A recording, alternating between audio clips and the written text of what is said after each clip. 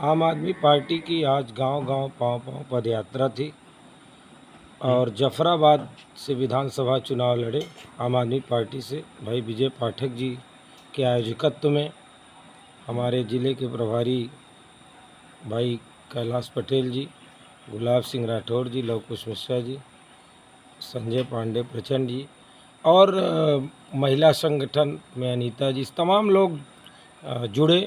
गांव-गांव पदयात्रा जब चली तो आम आदमी पार्टी की सरकार की जो भी ख्याति है बिजली, पानी, दवाई, पढ़ाई के क्षेत्र में, वो सब गांव वाले जानते हैं, चूँकि उनके रिश्तेदार नातेदार दिल्ली में रहते हैं और उनको बताते हैं इस बारे में। उन लोगों ने सबसे बड़ी पुष्टि ये की और लोग ऊब चुके हैं। जाति धर्म मजहबी सांप्रदायिक जैसा माहौल है, जो पार्टियां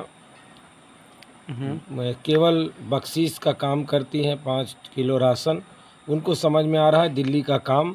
आम आदमी पार्टी की यह पदयात्रा संगठन के भी संदर्भ में मजबूत बनाएगी और गांव-गांव पाँव-पाँव पदयात्रा प्रदेश प्रभारी माननीय संजय सिंह जी के आह्वान पर काशी प्रांत उत्तर प्रदेश में की जा रही है, जिसमें हमारे सभी जिलों में संगठन का निर्माण, ग्राम सभा में अध्यक्ष बने। 7 गाँव की पदयात्रा आज निकाली गई और बहुत ही अच्छा आम आदमी पार्टी की लोग सराहना कर रहे हैं और इस संगठन को अपना रहे हैं। लेकिन 2024 में गठबंधन की सरकार बनेगी, तो क्या उम्मीद है यहाँ पे आम आदमी पार्टी लड़ेगी?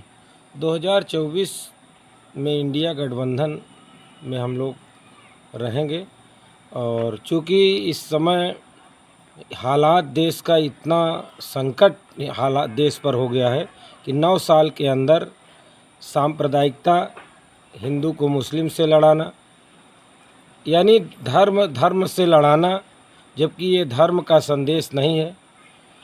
भारत अनेक धर्मों, अनेक जातियों का पहाड़ी है, मैदानी है, तो भारत माता की जय मोदी भी लगाते हैं, लेकिन अडानी के लिए लगाते हैं, देश बेचने के काम करते हैं दोस्त के लिए।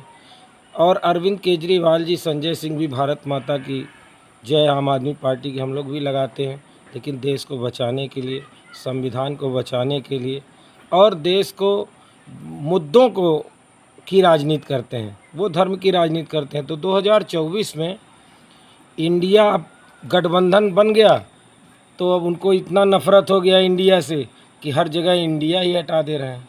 तो ये कितना बचकाना हालात है। ऐसे लोगों के हाथ में देश है जो अपने नादानियत, अपने नासमझी की वजह से, और नरेंद्र मोदी जी तो सबसे अभी तक जितने प्रधानमंत्री बने वो नादान और नासमझ प्रधानमंत्री बने।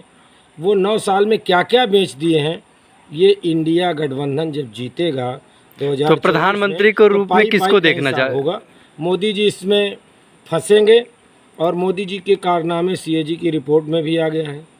तो सीएजी की रिपोर्ट भी मीडिया चूँकि गुलाम है, इस पदयात्रा के माध्यम से हम लोग जन जन तक पर्चा बांटे, हजारों पर्चे बांटे, तो ये बहुत अच्छा माहौल। लेकिन आप प्रधानमंत्री के रूप में किसको देखेंगे? नीतीश कह रहे हैं हम प्रधानमंत्री बनेंगे। ये उलझाने वाले, देखिए ये हर जगह तोड़ो और राज करो।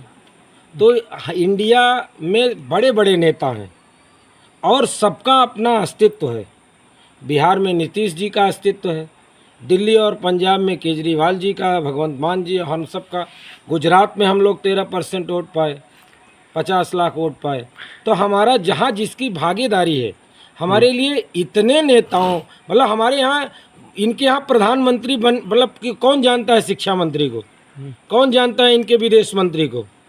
जो कुछ है ले दे करके मोदी, अमित शाह और उसी में चल रहा है। तो इनके पास मजबूरी है, ये बताएं कि इनके पास कोई प्रधानमंत्री का चेहरा और कोई है? हमारे पास तो खुशी की बात है कि दर्जनों चेहरे हैं और एक से एक, जैसे क्रिकेट के खिलाड़ियों में एक से एक खिलाड़ी हैं और सब जो है नाले पे डाला। तो हमारे यहाँ प्रधानमंत्रियों में जो है, जो गठबंधन इंडिया तय करेगा उसको मानेंगे योग्यता में। लेकिन आप इस समय मीडिया का भी विरोध कर रहे हैं, बाइकआउट कर रहे हैं। 14 पत्रकारों को आपने। हम मीडिया का बाइकआउट नहीं करते, मीडिया का उन लोगों का बाइकआउट कर रहे हैं जो मोदी परस्त हैं, जो प्रधानमंत्री की ही राग अलापते, उनका मुखपत्र हो गए हैं। उन लिखने वाले और बोलने वाले मोदी की भाषा हो गए हैं। तो ऐसे 14 पत्रकार हैं जो केवल हनुमान चालीसा की तरफ हम मोदी चालीसा बना लिए हैं। उन 14 लोगों को चिन्हित कर लिए 9 साल में, वो देश को गुमराह कर रहे हैं। का क्या रहे उसको बना करके। अब बताइए, मोदी जी इतने बड़े राष्ट्रभक्त हैं, कश्मीर घाटी में अनंतनाग में हमारे 4 अफसर सरहद पे लड़ते लड़ते शहीद हो गए, शहादत दी गई। भगवंत मान साहब ने 1 करोड़ रुपए दिया सम्मान राज शहीदों के लिए, और ये शहीदों का नाम तक श्रद्धांजलि नहीं दिए। तो इनका राष्ट्रवाद देखिए कितना झूठा राष्ट्रवाद है कि ये जाकर के पार्टी कार्यालय में, अपने बीजेपी कार्यालय में फूल माला से जश्न मना रहे हैं।